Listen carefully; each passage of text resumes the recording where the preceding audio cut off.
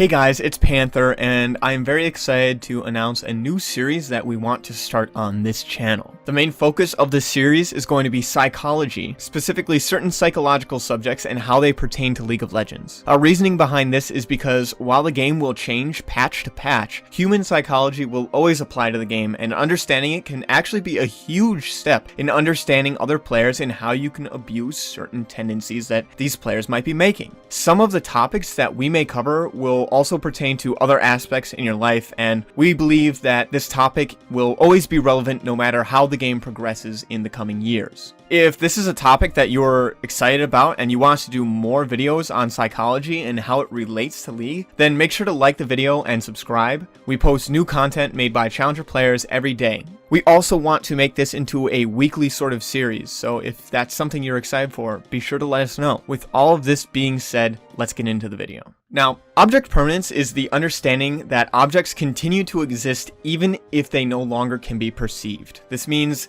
if you can't see something or smell it or hear it, you know it's still there. It didn't just disappear. This is something that is present in all humans from a very young age. Now, object permanence plays a huge role in League of Legends. It affects behaviors in laners the most, however, junglers are the ones abusing these behaviors most often. Today, I wanted to go over how you can abuse this simple psychological concept in order to see more success in your League of Legends games. Now, as I said before, this is most abusable by junglers and supports. They control early vision and vision denial the most, and they move around the map the most, appearing and disappearing from lanes all throughout the early and mid game. For this reason, I want to show you how you can be most impactful with vision denial and how you can provide pressure on the map without even being there, and how it all pertains to object permanence as a whole. Now, one of the best ways to provide pressure for your lanes as the jungler is to sweep the enemy wards after performing a gank. This will make it impossible to tell whether or not you are still there or if you have left. Remember, just because you disappeared from the sight of the enemy doesn't mean you're no longer existing.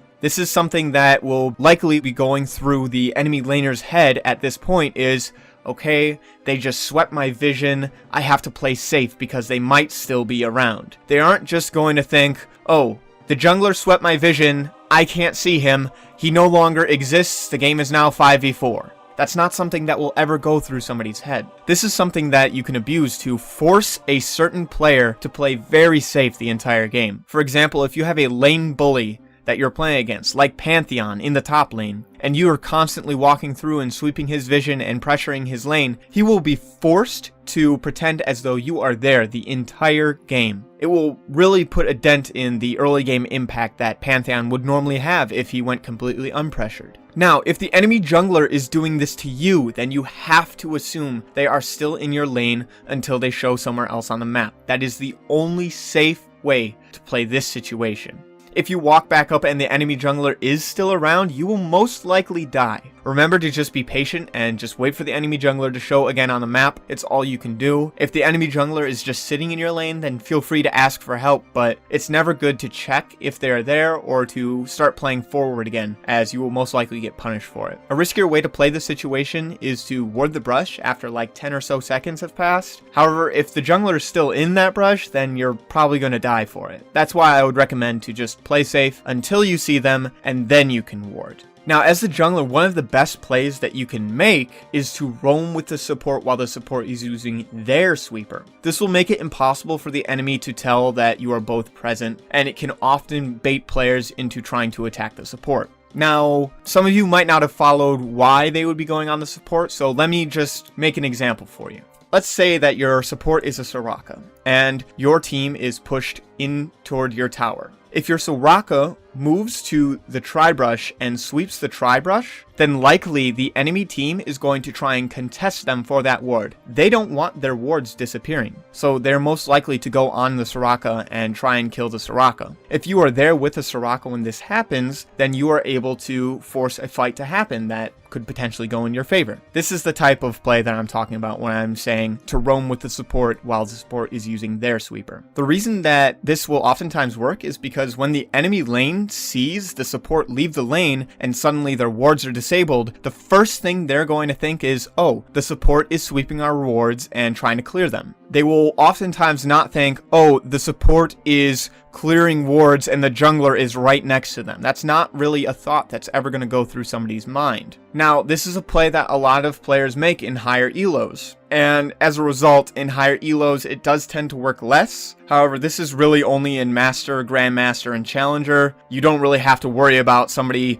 knowing that this is a bait. This will most likely work in pretty much any elo from Iron to Diamond. As long as they know that you're taking the ward and they have incentive to stop you from taking that ward, you can use your support as kind of bait. This can also work later into the game. It's not just something that works in the laning phase. For example, if you're setting up vision around an objective like Baron or Dragon, then oftentimes you will send your support forward to sweep the wards while kind of protecting them and trying to get somebody to jump on the support so you can kill that person. Now, this doesn't always work, and this is something you're going to have to recognize. If you are very far behind and your support is very squishy and they have a fed assassin, for example, this won't work. Your support's just going to die and you will lose all vision control and you'll probably lose the objective too. So decision making does come into play. You need to know when this play will work and when it won't work. Another thing that object permanence heavily applies to is the vision game. Many people see wards placed, however they might not understand the significance of that, or they might forget that a ward is there, or they might just not care and walk over the ward anyways. Understanding the vision game is one of the biggest aspects to League of Legends. The wards are the biggest piece of that game. If you see something warded, try to remember that ward is there. Communicate to your team where their vision is and try to avoid these wards whenever possible. Remember, a map where everyone is missing is the most dangerous map. Walking over vision might be the fastest way to do something, but that doesn't always mean it's the best way to do something.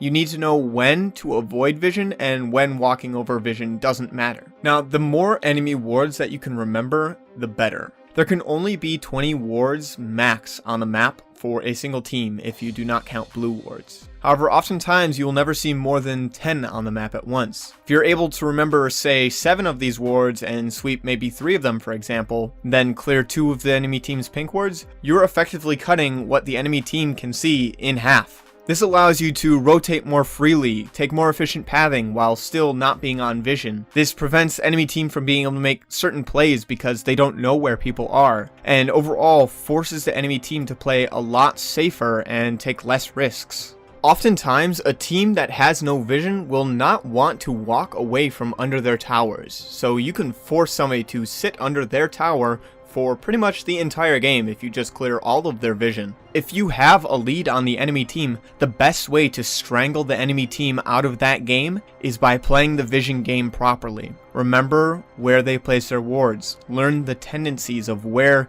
the enemy team likes to ward, and make sure to keep clearing those wards over and over and over again until they have no plays left to make. Another important place to memorize where wards are placed is for the side laner. Oftentimes, split pushers will put their wards in the exact same place every time. This means if you see somebody split pushing, you can take a sweeper, walk over their wards, and once you learn where their wards are, you know that they will be there pretty much every single time. Oftentimes, they will not vary this at all. Now, this is not to say that this happens every time. This is more of a psychology-based concept, and humans are very unpredictable in general, so sometimes somebody might mix it up for no reason whatsoever. The best thing you can do is try to learn tendencies and give yourself the highest chance of a success. Try not to play off of the slight chance that something might happen, when it's more likely that something else might happen instead.